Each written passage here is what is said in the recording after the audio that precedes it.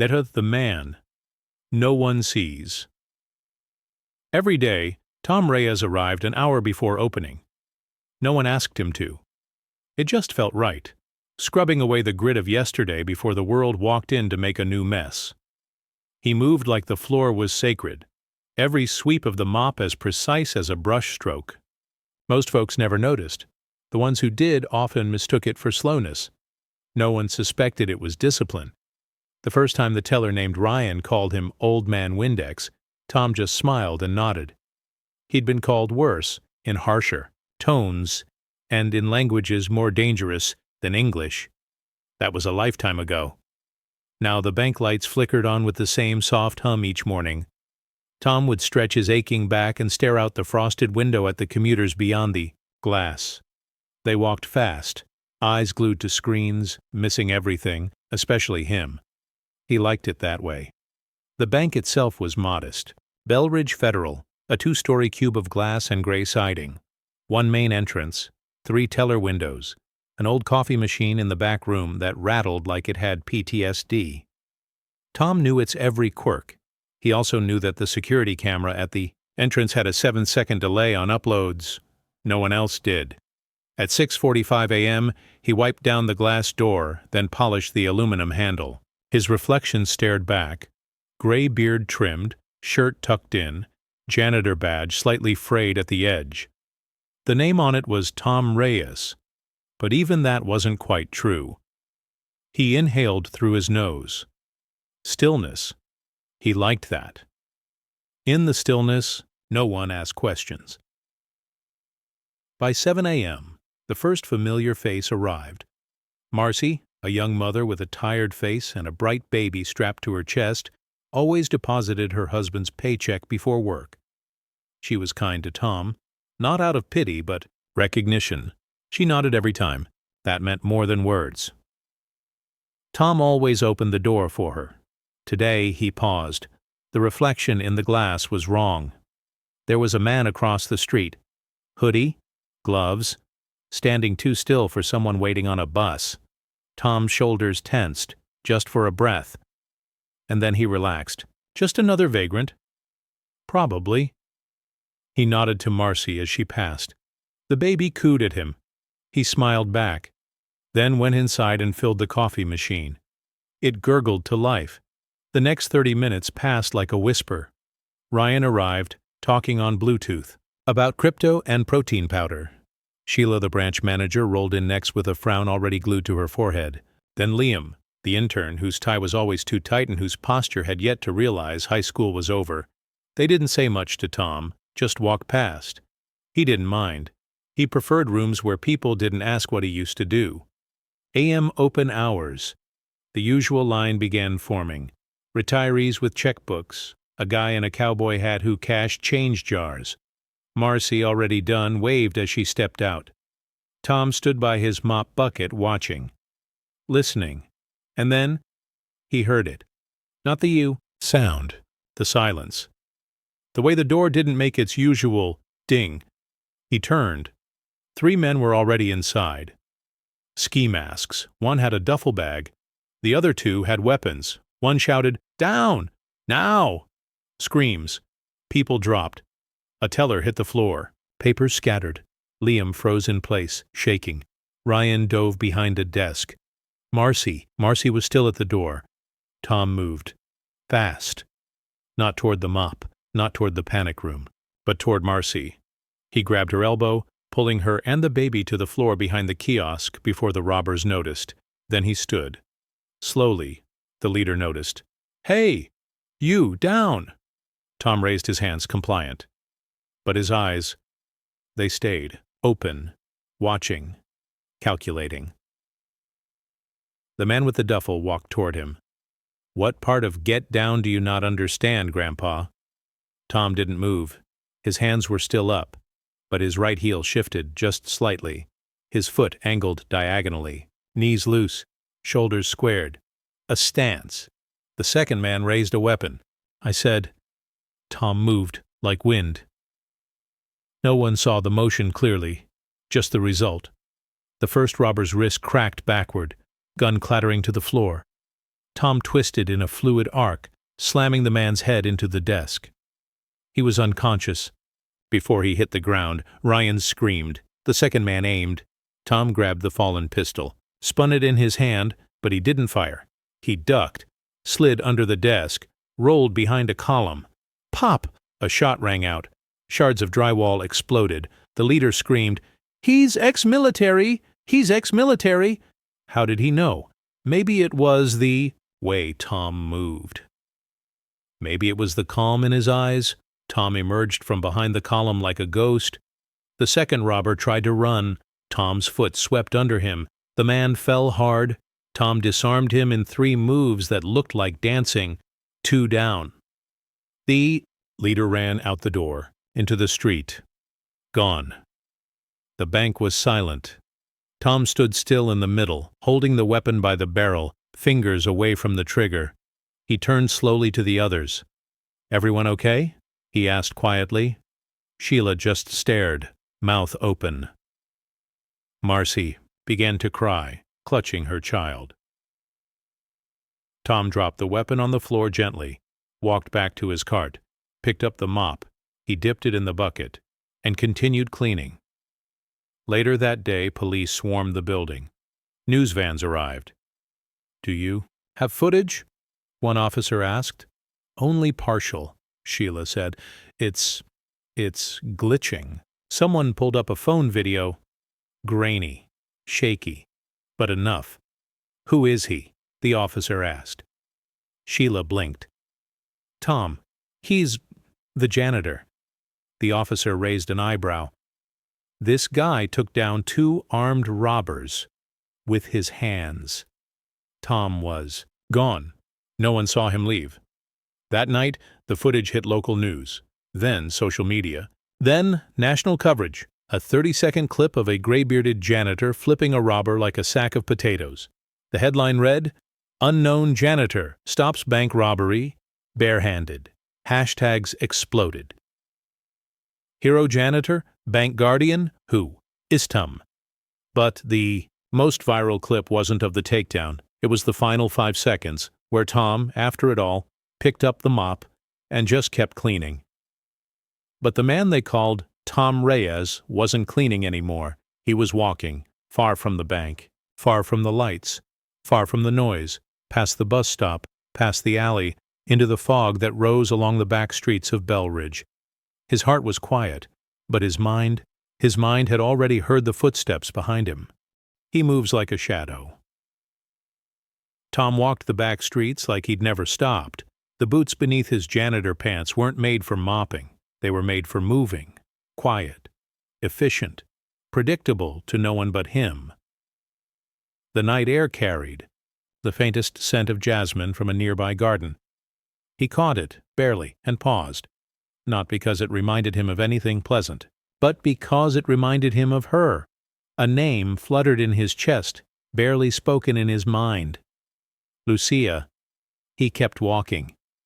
The footsteps behind him had stopped, not because they gave up, but because they were waiting. Tom turned a corner, crossed a parking lot, and entered an alley with no camera angles. He stopped next to a dented dumpster. His hands were empty. His posture was calm. "Come on out," he said softly. "You're not as light-footed as you think." A pause. Then, from the shadows, a figure emerged. Young, nervous, civilian clothes, but the bulge near the hip screamed, "Badge." "Thomas Reyes?" Tom didn't answer. The man continued, "I'm Detective Monroe. We just want to talk." "You're not here on behalf of the city," Monroe hesitated. "No." "Federal? Classified." Tom looked away. "Then it's not a talk. It's a warning." Monroe stepped forward, hands open. "Look, whatever you did at that bank, it's got flags going off all over the country. Military-style disarm, non-lethal takedown, zero hesitation. You weren't just trained, you were crafted." Tom didn't flinch. "Who are you really?" "Someone trying to forget," Tom said. Monroe reached into his jacket slowly and pulled out a manila envelope. "This showed up in the DC database last hour. File resurfaced, not scrubbed, reinstated." He tossed it onto a trash can lid. Tom stared at it. The label read, Alvarez, Marco, Operator Ghost Status. Flashback. 9 years earlier. Night vision painted the world in ghostly green. Corporal Marco Alvarez lay in a prone position, a sniper rifle pressed to his shoulder. Through his scope, a convoy crawled down a dust-choked road in Kandahar province. Targets in Vehicle 2. Confirmed. The voice in his earpiece belonged to his handler. Orders? Marco asked. Engage. No survivors. Marco adjusted the scope. Finger on the trigger. But then he saw it. A glint, a reflection, a child in the vehicle, eyes wide, clutching something in her lap. He froze. His handler repeated, Take the shot, Alvarez. Marco exhaled. Negative. Civilians on board. That's an order. Then revoke it. Static, then silence. Marco lowered the rifle. Seconds later, the convoy exploded, hit by a drone. Not his doing. Someone overrode protocol. The next morning, the girl's charred shoes showed up in a report folder. Marco threw his badge on the table and walked off base. Back to present, Tom stared at the file, then back at Monroe. I'm not going back, he said. I buried that name. Monroe shook his head. Too late. They unburied it. He reached into his jacket and pulled out a smaller envelope, tossed it next to the first one. A photo slid out. Tom's blood chilled. It was Lucia, taken last week, alive. She was older now, thinner, but her eyes hadn't changed. She stood in a crowd somewhere, looking over her shoulder. The back of the photo had a date, 3 days ago. Location, New York. She's alive? Tom whispered. Monroe nodded. They've been watching her for years, waiting to see if you'd resurface. You did. Tom stepped back. You used her? No, Monroe said carefully. They did. Tom picked up the envelope, slid the photo back inside. Monroe's voice turned quiet. They won't let you go again. You know that. Tom looked him in the eye. Then I'll make sure they never have to. The next morning, Belridge woke up to its new hero. The hero janitor headlines ran nonstop. People came to the bank just to take selfies where it all happened. Marcy left a note taped to the door. Thank you, Tom. You saved my son's life. Please call me. Sheila was interviewed on local news, struggling to form coherent sentences. I thought he was just, a janitor. Ryan, trying to salvage some ego, told reporters, he and I were pretty close. I could tell something was different. About him. Liam said nothing, but he started Googling Krav Maga classes. That same afternoon, in a shadowed control room 3 states away, a red light blinked. A man in a black uniform stared at the screen. Subject Marco Alvarez. Confirmed. Alive. Another man, older, scarred, leaned forward. He broke protocol once, he'll do it again. The first man nodded. Send a retrieval team? The older one smirked. No, let him come to us. Use the woman. Meanwhile, Tom sat at an old diner. The kind where the linoleum floor creaked and the waitress knew everyone's order by memory. He ordered coffee, black, sat in the corner booth. No one bothered him. He stared at the envelope again. Lucia's photo was crumpled at the edge now. He smoothed it with his thumb. He had spent 9 years running from blood. But if she was in danger, then maybe the past hadn't ended. It had just paused. As he stirred the coffee absently, a memory broke through. Lucia sitting on their kitchen floor, laughing as flour spilled from a broken bag. She had flour on her nose and a peace sign on her shirt. That night the phone rang. He never heard her laugh again. Tom? He looked up. It was Marcy. She wore a pale blue coat, baby in a sling. Eyes rimmed with fatigue but burning with quiet gratitude. I asked around. They said you come here sometimes. Tom stood, startled. You shouldn't be here. I just wanted to say thank you. Properly. She sat across from him. You saved us. He looked down. You're very kind. She hesitated, then pulled out a folded piece of paper. It was a drawing. Crayoned lines. A man with a mop. A smiling baby. A big red heart. My son made this, she said softly. He said, "Give it to the floor ninja." Tom let out the tiniest laugh, an inhale more than a sound. Marcy's voice lowered. Who are you, really? Tom looked at the drawing. I used to be someone else, he said. Are you still? I don't know yet. When she left, Tom stayed in that booth another hour. He hadn't decided yet, but the decision was already forming. He stood, paid in cash, left the drawing folded neatly next to the mug, and walked out, into the cold wind. Across the street, a black van idled. Inside, a man with tactical gloves clicked open a file. It had one word on the cover, Alvarez. His real name wasn't Tom. Lucia had been dead for 9 years. At least, that's what Marco told himself. That's what they told him. That's what the wreckage suggested. That's what the burning silence in his chest had sworn. But now, she was on a piece of paper, alive, eyes wary, somewhere in New York, and nothing made sense anymore. Tom Reyes had no wife. Marco Alvarez did. And if Lucia Alvarez was still breathing, then the lie he built his life on just shattered into 1,000 sharp edges. Marco stood alone in the motel bathroom, sleeves rolled up, staring at the mirror. The face staring back looked like it belonged to someone else. Gray in the beard, creases near the mouth, a faint scar under the left eye. He ran his fingers over it. Afghanistan. 2012. Shrapnel from a rooftop ambush. Lucia had held ice to it while laughing at how badass he looked. He'd give anything to hear that laugh again. He unzipped the gym bag beneath the sink. It wasn't filled with clothes. Inside, a small, locked case, dust-covered, untouched. For 9 years. He placed it on the counter, pressed his thumb to the scanner. The light blinked red. He tried again. Green. Click. The case opened. Inside, a matte black Glock 19-2, folded photos, a worn patch that read Ghost Division, and a small USB drive labeled Lucia Fallout. Marco stared at it for a long moment, then plugged it into the burner laptop he bought that morning. The screen flickered. A grainy security feed loaded. Date, April 14, 2016. Location, Mexico City, Humanitarian Summit. A camera zoomed in on the crowd entering a glass building. There she was. Lucia, hair longer, same gait, same posture. She looked over her shoulder, then vanished into the crowd. Next file, a hospital hallway. Date, December 2019. Somewhere in Naive, Queens.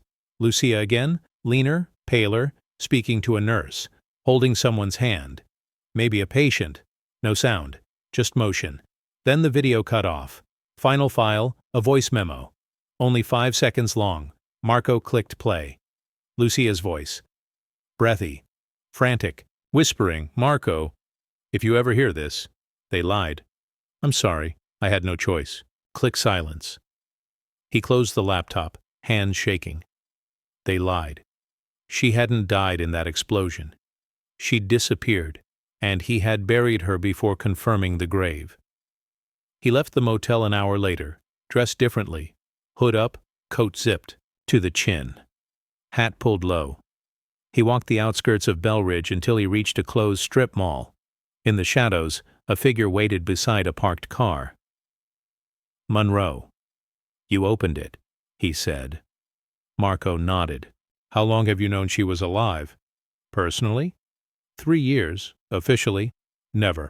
Marco stared. So why come to me now? Monroe sighed. Because they're moving her. And I don't think she wants to go.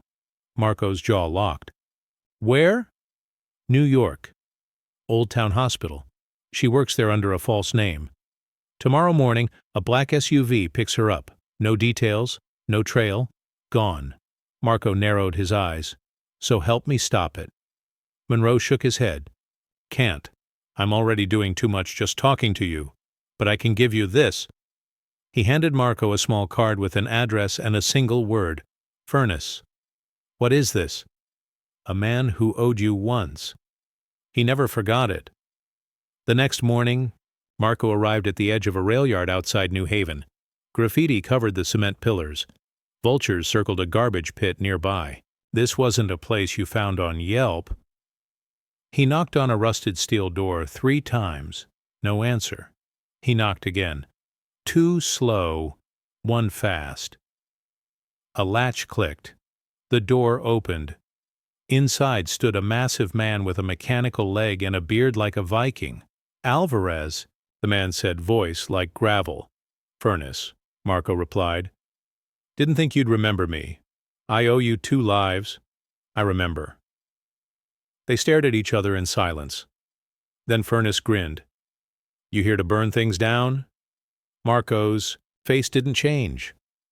Not yet. I need gear. Furnace turned and led him inside. The workshop was a converted foundry. Tools, wires, weapon racks. A drone prototype hovered mid-repair above a steel table. Marco walked past shelves lined with old ops files, schematics, maps, with red tape. You never really left the war, he murmured. Furnace shrugged. War never really leaves you. He handed Marco a duffel. Inside. Compact comms device. Non-lethal knockout gas capsules. Flash detonator. Custom suppressor. Tether repel and a black tactical coat, lined with ceramic mesh. Still fits, Furnace said. Somehow. Marco stared at the final item in the bag, a small square box. What's this? Furnace grinned. EMP pulse, short range. Disables comms and cams for 22 seconds. You'll need that. Marco zipped the bag shut. What about you? He asked. You in? Furnace's smile faded. Not this time.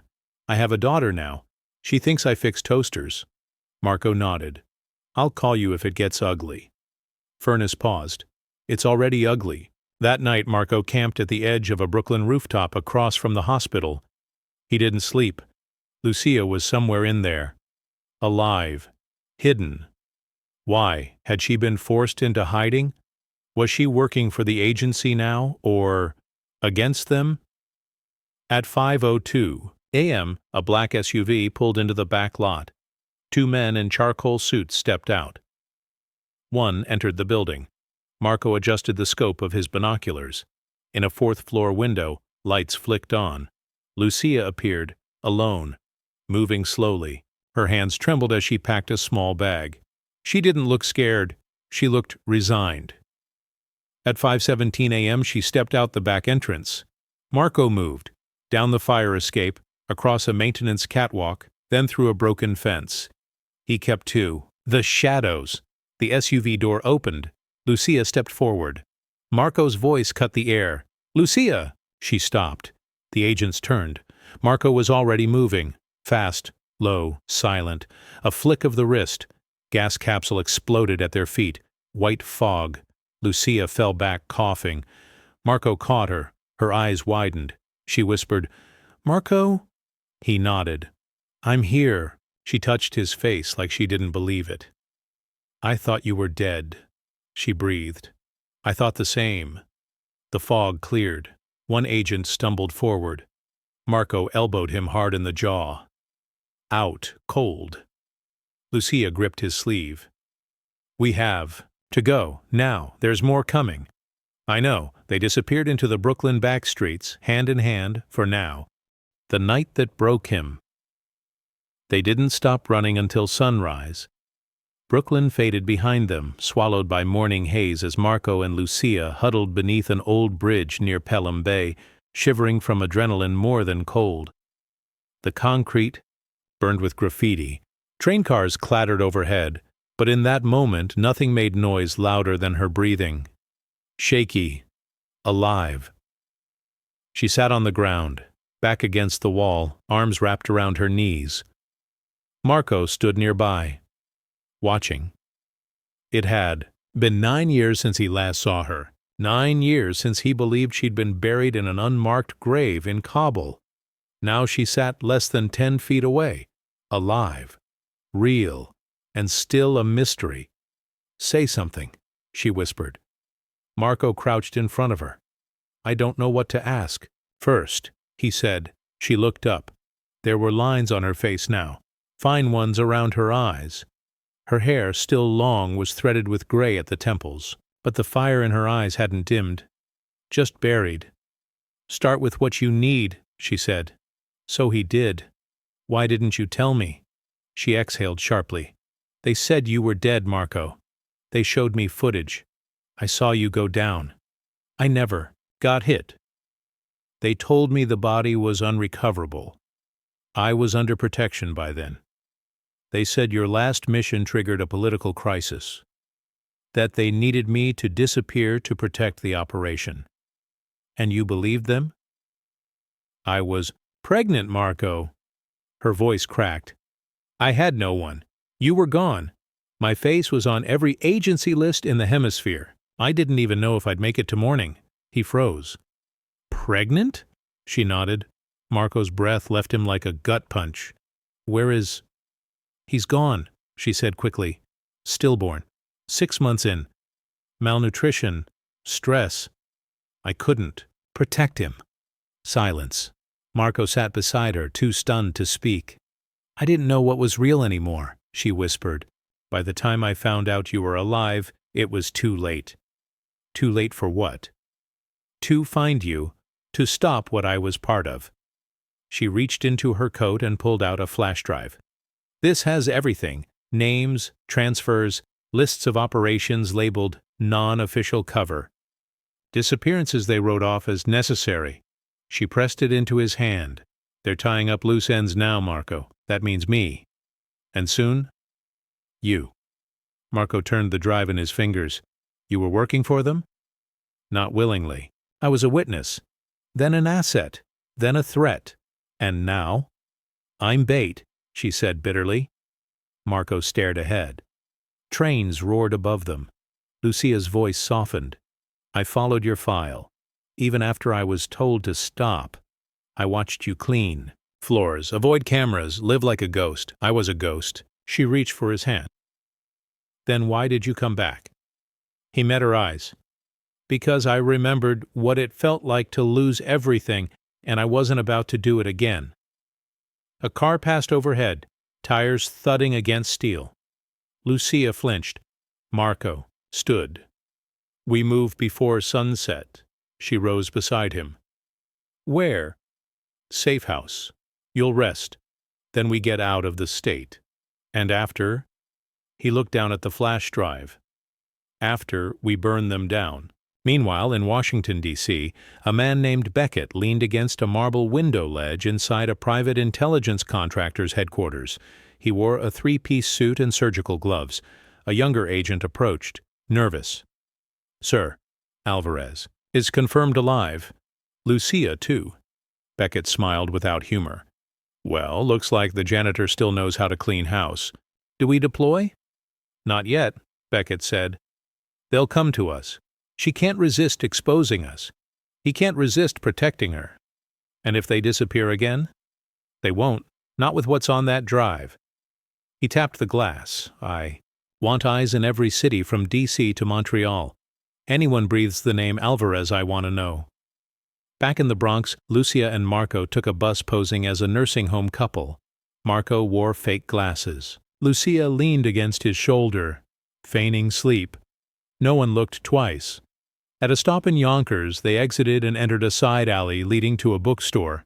Behind a false shelf, a staircase. At the bottom, a steel door with fingerprint access. Inside, bare walls, blackout curtains, ration bars, and a single twin bed. The safe house. "Not 5-star, Marco said, tossing the duffel down, "but secure."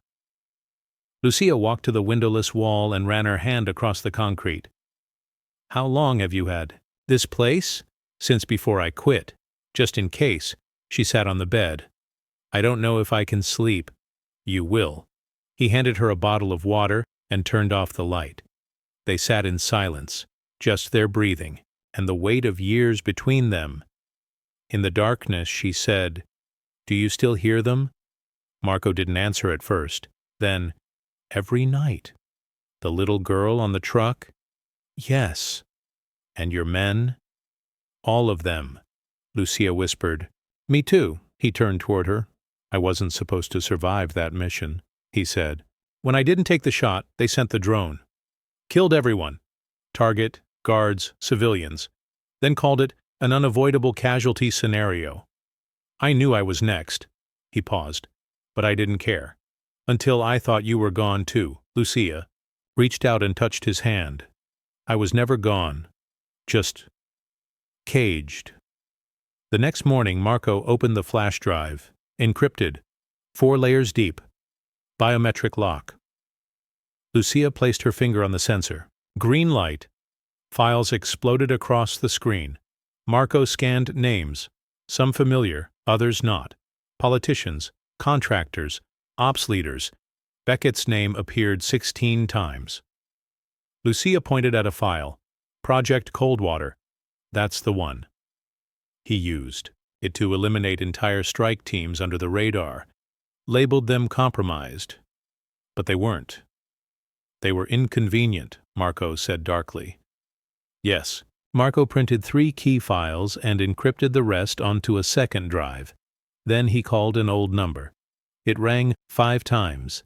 Then, "You're supposed to be dead." "Not yet," Marco said. "I need a broadcast channel." "Are you out of your mind?" "Yes." The voice paused. "Same safe point?" "Same." Click. Later that night, they stood at a rooftop 5 stories above a broadcasting relay station. Wind whipped their jackets. Lucia handed Marco the second drive. "You sure this is the way?" He looked at her. "I'm not going to war, Lucia. I'm starting a fire." He connected the drive to the uplink. 20 seconds of silence. Then the screen flashed green. Upload complete. Somewhere in the digital wild, truth began to spread. Back in D.C., Beckett stared at the red alert flashing on his monitor. Data breach, classified files, Coldwater. Public nodes. Engaged, he crushed his whiskey glass with a bare hand.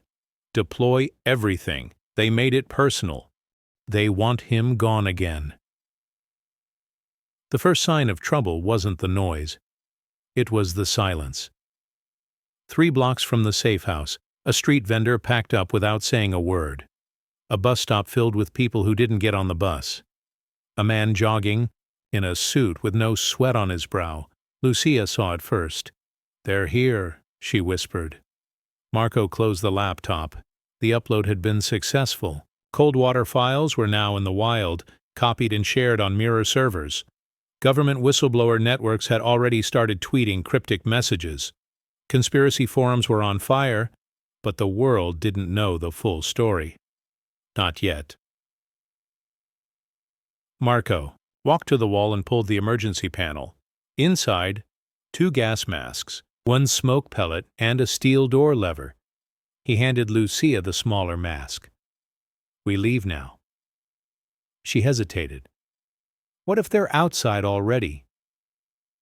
"They are." He reached into the duffel bag and pulled out the small EMP pulse device Furnace had given him. 22 seconds, that's all I need." They opened the back entrance, an unmarked service hallway between 2 long-abandoned laundromats. As soon as the door clicked, Marco could smell it, burnt circuitry and aftershave. They were close. 3 steps out, and Marco threw the pellet. Smoke swallowed the alley. Then he triggered the EMP. Pop! All radios went silent. Earpieces fizzled. Surveillance eyes blinked off. In the haze, Marco moved like water.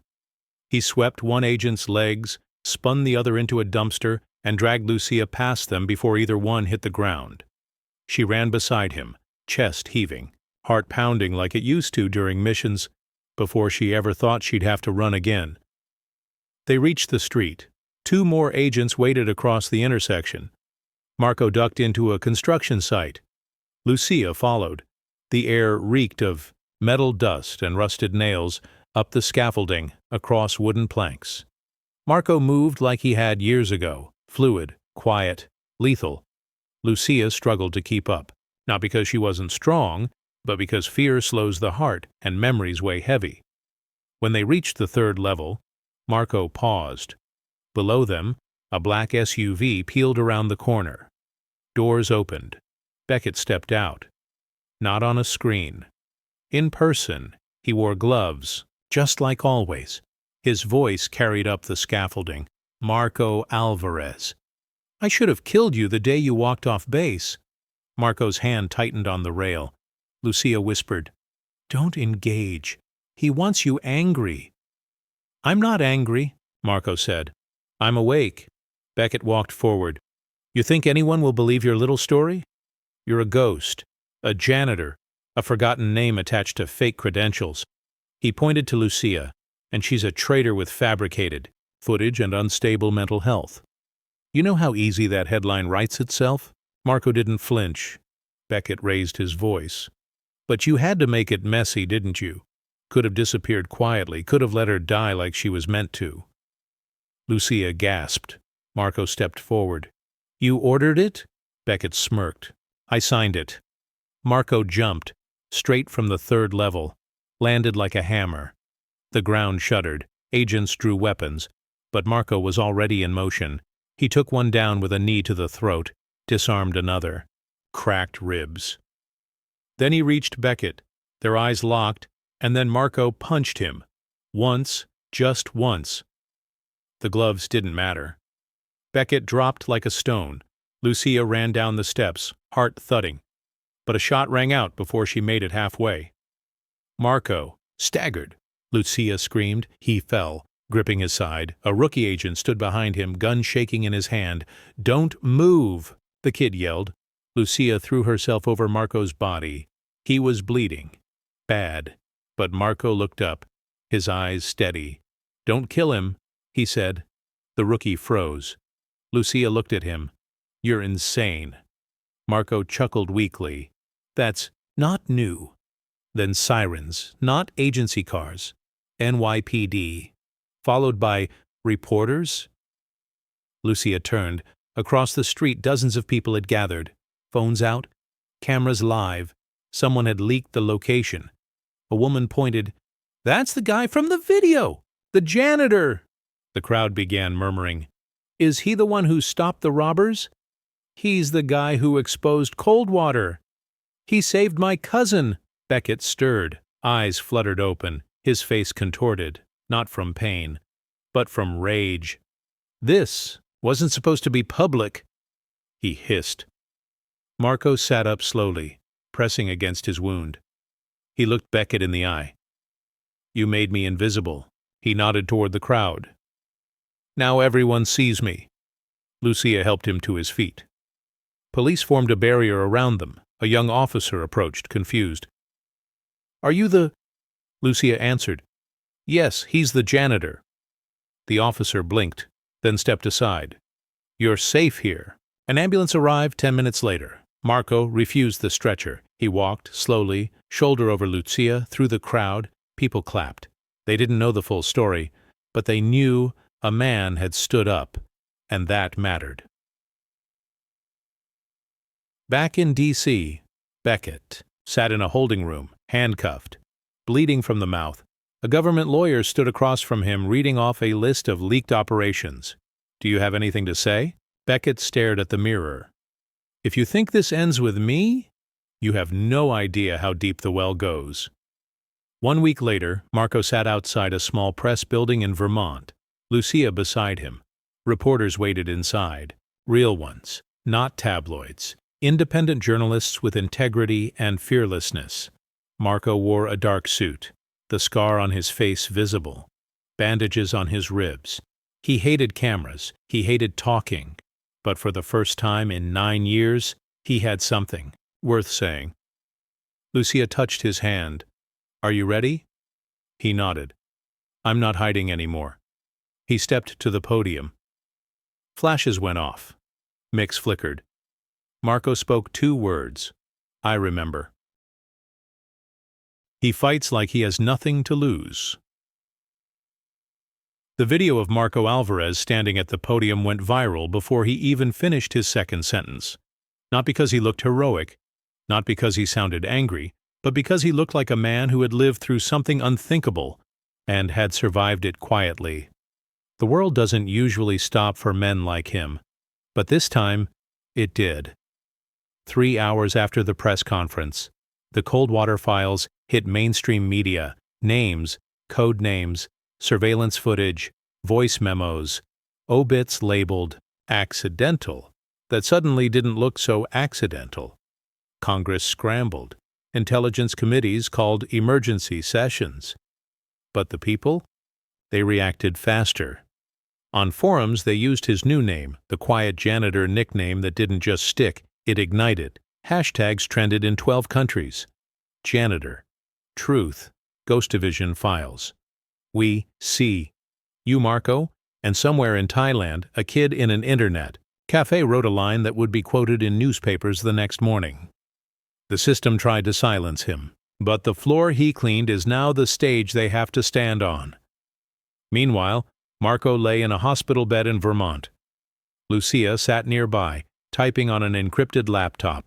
Her fingers moved fast, replying to whistleblower networks, coordinating secure file drops, deflecting trace spots. Marco's ribs were healing. The bullet had missed his lung by half an inch. But it was the bruises around his soul that took longer. "Any word from Furness?" he asked quietly. Lucia looked up. "He's in, and he's not the only one." She turned the laptop towards him. A zoom screen showed 6 squares, grainy, poorly lit, but each one a face from Marco's past. Ghosts, veterans, operatives. One had a missing eye. Another had no fingers on his left hand. They all said the same thing: "We're with you." By week's end, Marco stood in a barn on the outskirts of Montpellier. Straw on the floor, blackout plastic on the windows, military mats on the walls. It wasn't much, but it was enough. 5 men and 2 women stood in front of him. Furness cracked his knuckles. "It's like old times." "No," Marco said. "It's better, because this time they weren't following orders. They were writing them." Lucia began sorting intel from thousands of civilian tip-offs. Data flowed in like floodwater: coordinates, names, surveillance footage. People were tired of watching heroes disappear into back rooms. A farmer in Iowa sent them proof of black vans circling refugee clinics. A teacher in Arizona found a burner phone left behind after a safety inspection. A kid in Poland hacked into a ghost server and found 10 new ops files. They weren't operatives. They were civilians. But they were angry. And finally, they weren't alone. Beckett sat in a concrete cell. Not in prison? Not officially. Just somewhere, far enough from the press that no one asked too many questions. A man in a black jacket entered. Beckett squinted. "You late?" The man said nothing, just placed a manila folder on the table. Inside, a photo. Marco, standing with Lucia, smiling. In the background, young recruits. Beckett stared. "They're training civilians," he said slowly. The man nodded. "Untraceables, ex-cons, disavowed agents, vets from missions we thought were dead." Beckett grinned, then licked blood from the corner of his mouth. "Then we bleed them before they grow." That night, a safe house in Maine caught fire. 2 of Marco's contacts didn't make it out. Another went dark. Burner phones all dead. It had begun. Marco stood at the edge of a lake at dawn. He skipped a flat stone across the water. It bounced, once, twice. Then Lucia joined him, a file in her hands. He looked at her. "Tell me it's not another ghost." "No," she said. "It's a signal." She handed him the photo. A woman in her 60s, Latin, hard eyes, military stance. "Who is she?" Marco asked. Lucia replied, "The one who trained Beckett, and she just defected." 2 days later, the barn was full. Recruits. Not all with clean pasts. Not all with clean motives, but all with one thing in common. They were tired of being lied to. Marco stood at the front. No uniform, just a black shirt, sleeves rolled, scars visible. He didn't shout, he just said this: "If you're here for revenge, leave. If you're here for truth, stay, because revenge ends. But truth burns forever." Not one person moved. Lucia handed him a tablet. "International press wants a follow-up interview." Marco scoffed. "I mop floors. I don't give speeches." She smiled. "You do now." He sat in front of a camera. This time, no podium, no flashbulbs, just a black background, and his voice. "I was trained to be invisible. I was ordered to vanish. And for a while, I did." Pause. "But now I understand. Sometimes the quietest voices are the only ones worth hearing." The video hit 50 million views in 24 hours, and somewhere on the edge of Serbia, a young woman clicked pause and turned to her brother. She whispered, "Let's help him. The city rallies for him." Rain fell hard on the metal roof of the Vermont barn.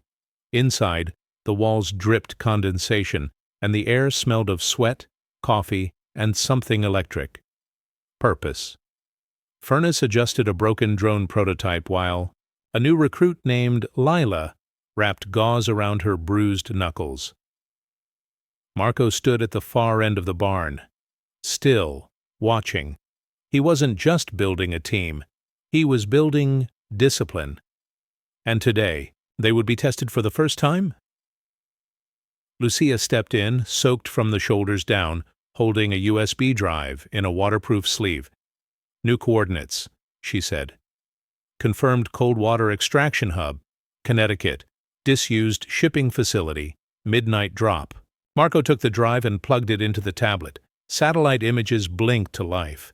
There it was, run-down warehouse surrounded by weeds and rusted trucks. But inside, a clean path for something darker. Lucia spoke low. "They're moving. 5 detainees, all ghost assets. Off the books. If they disappear, they're gone forever." Marco exhaled. "Then we don't let them." 9:43 p.m. The van rolled through an abandoned highway checkpoint. Inside, Marco sat in the front seat. Lucia in back with the others: Furnace, Lila, Caleb, a sniper with one eye, and 2 new recruits, Jamal and Hannah. No one spoke. The plan had been rehearsed. No comms chatter, no second guesses. They pulled into the tree line near the target zone and disembarked. Marco checked his watch. T-minus 13 minutes. Inside the warehouse, 2 cold water operatives drank coffee from paper cups and watched a muted soccer match on a mounted screen. Behind them, a corridor of locked doors. Inside each, a life erased from paperwork. One door rattled faintly. The taller agent raised an eyebrow. "They're getting loud." His partner shrugged. "Won't matter soon." They didn't hear the skylight open above them, didn't see the black rope drop, didn't see Marco descend like a shadow. JM. Sharp. One guard turned, saw nothing. Then a gloved hand wrapped around his throat, pulled him up gently down. No noise. Second guard? Tased. The team entered through the rear entrance, Lucia leading Jamal and Hannah toward the control room. Lila and Furnace went for the holding corridor. Marco headed for the main power grid. As the lights went out, panic rippled through the cold water, guards like water in a glass. Too late. Lucia bypassed the firewall and decrypted the locks. Doors hissed open. 5 dazed prisoners stepped out, eyes wide, wrists trembling. One of them, an older man, fell to his knees. Lila lifted him up. "You're safe now," he whispered. "I thought you were ghosts." She smiled. "We are." Marco was already outside, sweeping for tails. He walked past a stack of rotting pallets and froze. A figure stood at the edge of the shadows, rein on a leather coat. Boots, a Faint smile in the dark. "Long time, Alvarez." Marco's heart paused. The voice. "No way. Reed?" The man stepped forward, grayer than Marco remembered, a scar over his right brow now. But the same stance, same eyes. "You died in Nairobi," Marco said. Reed smirked. "They thought I did, so I let them." He tossed a photo forward. Marco caught it. A photo of Beckett, not from last week, from 20 years ago. With Reed, same unit, same op. Marco looked up. "You worked together?" "We led the division," Reed said, "until he betrayed us.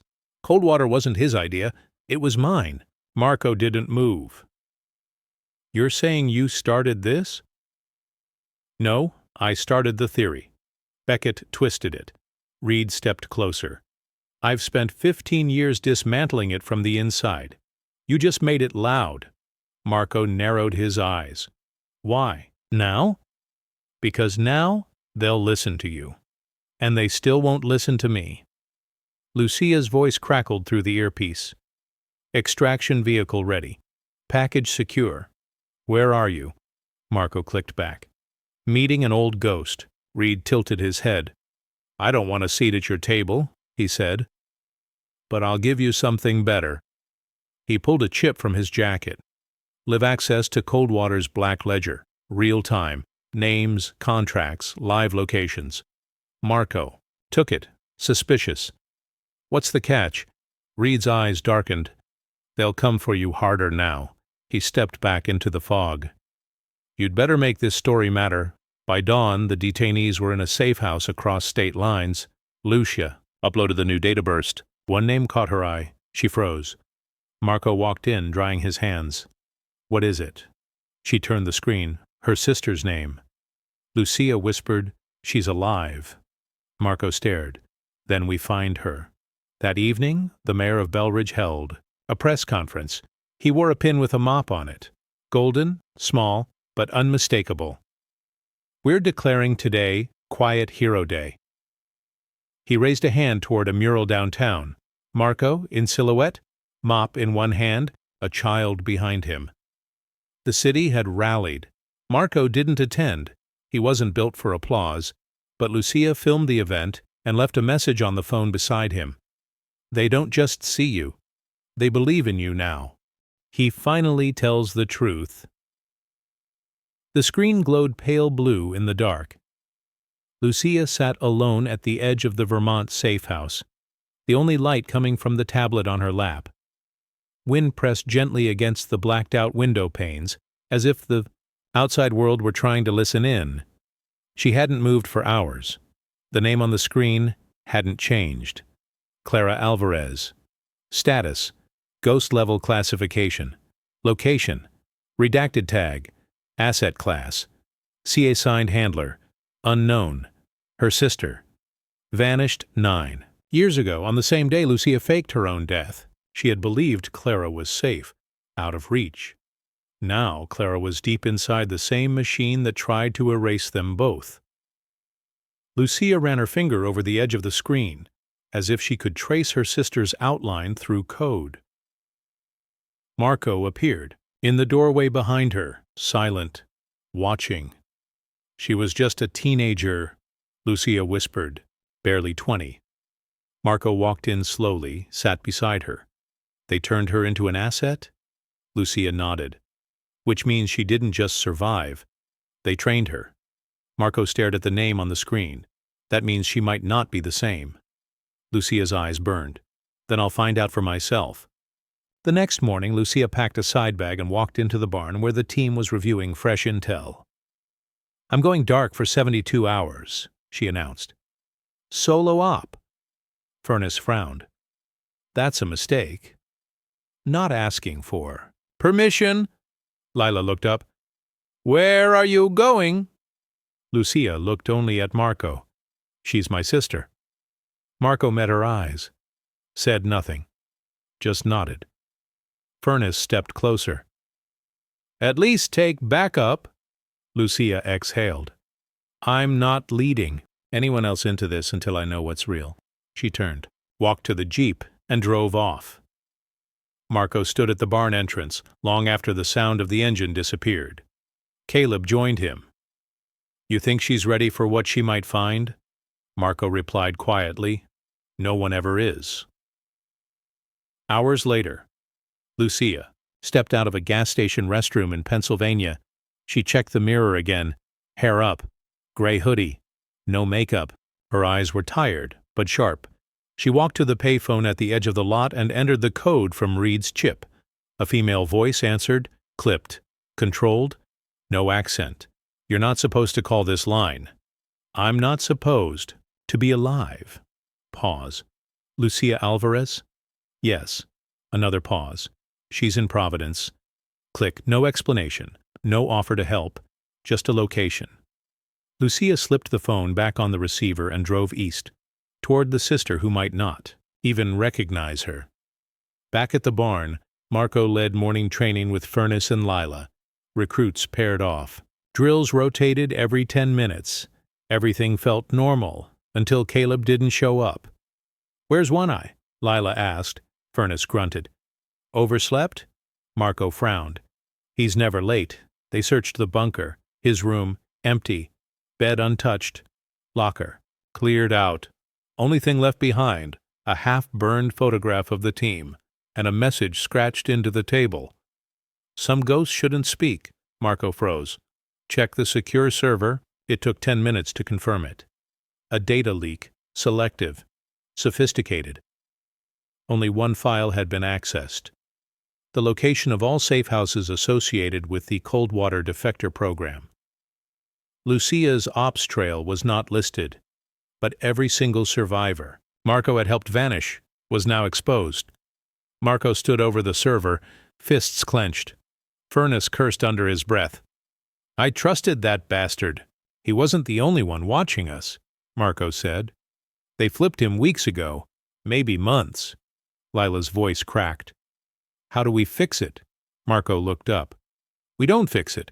He turned to Furnace. "We go get them before cold water does." Meanwhile, in Providence, Lucia sat in a diner across from an apartment complex. She wore sunglasses, sipping tea she didn't taste. The building was old, brick-faced, with iron balconies. She watched every window. At 3:14 p.m., a young woman stepped out of the elevator on the second floor. Dark hair, lean frame, combat boots. She carried a small black gym bag and moved like she owned gravity. Lucia froze. It was her, Clara. Older, harder. Still beautiful. Still hers. Lucia stepped out of the car and followed at a distance, across the street. Down 2 blocks, into a bookstore with blacked-out windows. Lucia followed. The bell jingled overhead. Clara turned. Their eyes met. Time stopped. "Clara," Lucia whispered. Clara blinked. A tremor of something, then gone. Her eyes narrowed. "You shouldn't be here." Lucia stepped forward. "You know who I am." "That's the problem." Back in Vermont, Marco slammed his fist against the wall. 4 safe houses already confirmed compromised. 2 agents missing. Furnace adjusted the laptop. "I've got a ping. Caleb's heading toward Newark. Meetup point with known cold water assets." Marco grabbed his coat. "Prep the gear. We move in 20. Lila caught his arm. "You're hurt." Marco shook his head. "I'm not hurt." He looked at her with steel. "I'm done waiting." In the bookstore, Clara locked the door behind them. "Do you know what they made me do, Lucia?" "I can guess." "No, you can't." Lucia stepped closer. "They lied to both of us." Clara laughed once. Bitter. "They didn't lie. They trained me. You disappeared. I adapted." Lucia's voice broke. "I thought you were safe. You left me." The words echoed through the shelves. Lucia stepped forward. "I was trying to protect you." Clara's hand went to her waistband. Lucia froze. "Clara."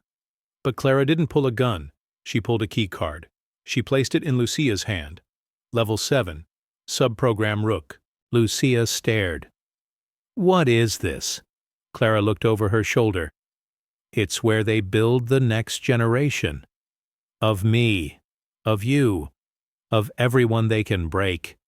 Lucia's voice trembled. Then help me stop it. Clara's face cracked. For the briefest second. I don't know who I am anymore. Lucia took her sister's hand. You're mine. Back in Newark, Marco's team closed in on the drop point. They saw Caleb. He was waiting. Alone. Arms up. Weaponless.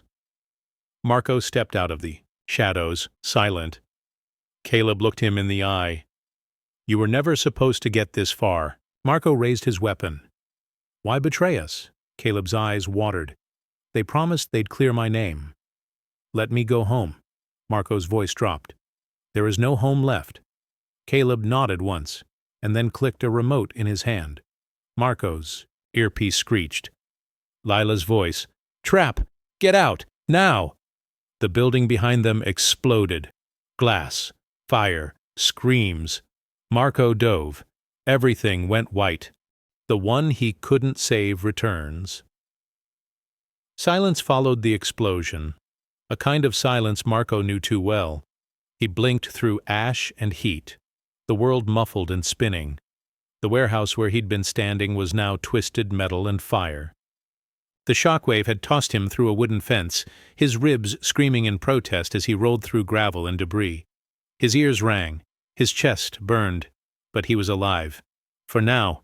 Marco! Lila's voice crackled through the comms. Faint, cut with static. Status? He managed, coughing smoke. Furnace is down, leg injury. Jamal's helping evac him. I lost eyes on Caleb. Where are you?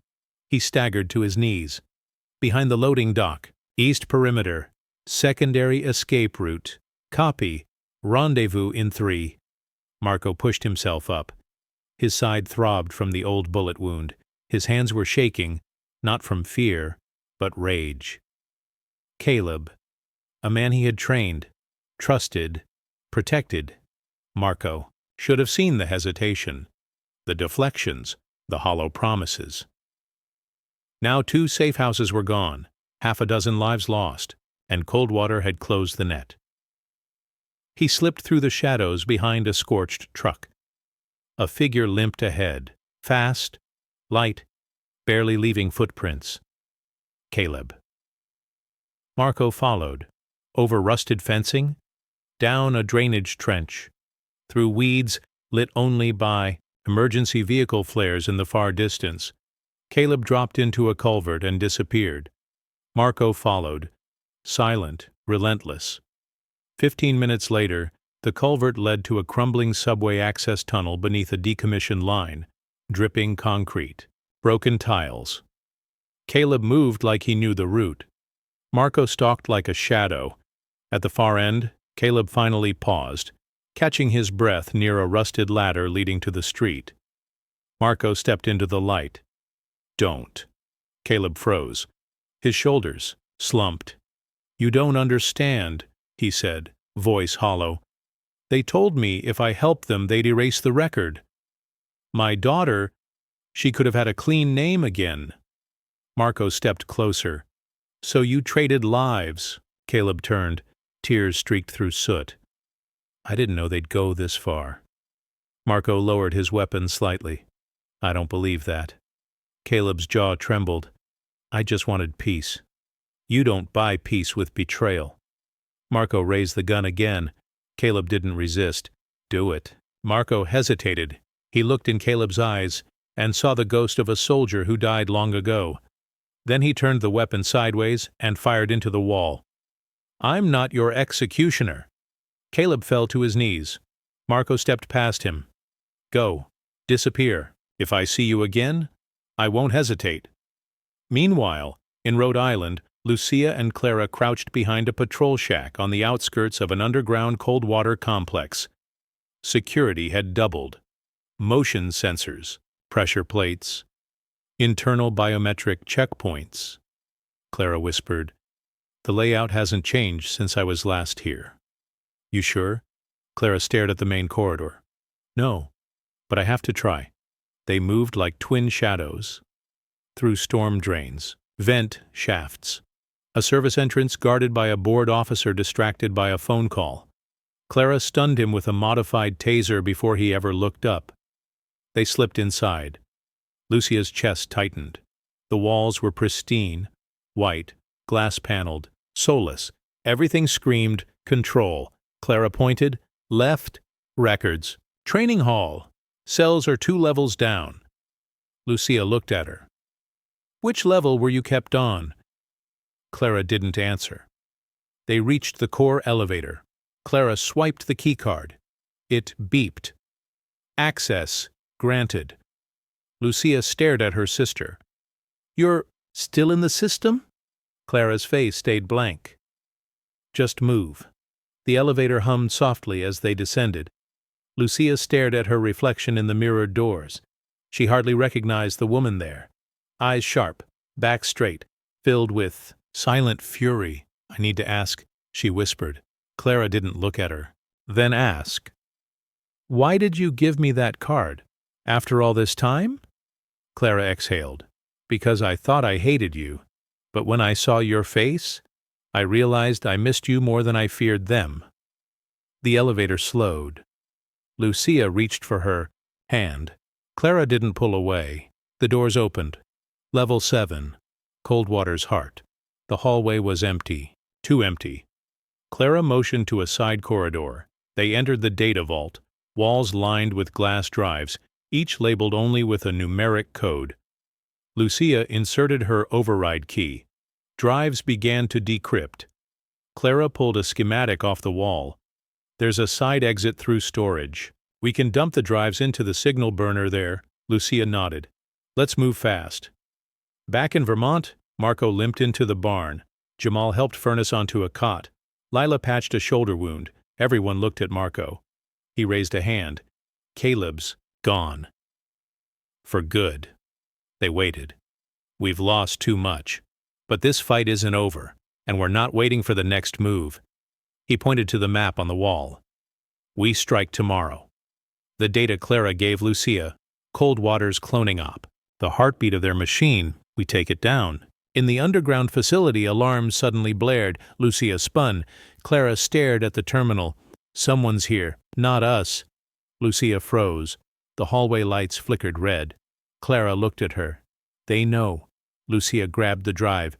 Run! They sprinted toward the storage exit, but at the junction, a man blocked their path. Tall, pale, glasses. He smiled faintly. Clara, I see you've brought a guest. Clara's face drained of color. Dr. Hale. Lucia raised her weapon. Out of the way. He ignored her. Did she tell you? That she volunteered for the Rook program? Lucia's hands shook. What?